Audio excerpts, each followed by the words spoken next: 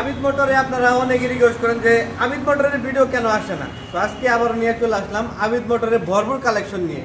কয়টা বাইক লাগবে? Discover 125, discover 110, Apache RTR, FZ version 2 সকল বাইক কিন্তু একটা শোরুমে পেয়ে যাবেন।